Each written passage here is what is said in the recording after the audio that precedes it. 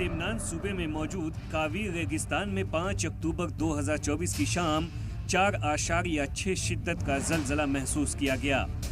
जलजले का मरकज सेमनान सूबे के अरादान कस्बे से 44 किलोमीटर दूर रेगिस्तान में दर्ज किया गया है।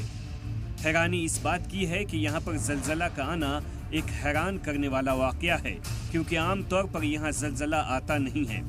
इसलिए कयास लगाए जा रहे हैं कि ईरान ने न्यूक्लियर टेस्ट किया है। एक्सपर्ट्स के मुताबिक जलजले के दौरान जिस तरह की लहरें जमीन में उठती हैं, ये लहरें वैसी नहीं थी। ये लहरें वैसी थी जैसे न्यूक्लियर ब्लास्ट के बाद जमीन पर चलती है।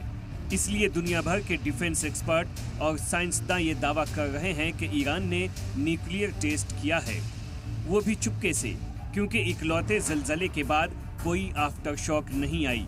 इस जलजले की गहराई भी ज्यादा नहीं थी, जबकि आमतौर पर जलजला आने के बाद कई आफ्टर शॉक आते हैं, चाहे उसकी शिद्दत कम ही क्यों न हो। अगर ईरान ने न्यूक्लियर टेस्ट किया है तो तस्वीर साफ है कि ईरान इजराइल और दीगर दुश्मनों को अपनी ताकत का एहसास कराना चाहता है। ईरान ये पैगाम देना चाहता है कि ज़रूरत पड़ने पर वो न्यूक्लियर हथियारों का इस्तेमाल भी कर सकता है। हाल के दिनों में ईरान के रिश्ते इजराइल और अमेरिका से कैसे हैं, ये किसी से छिपा नहीं है।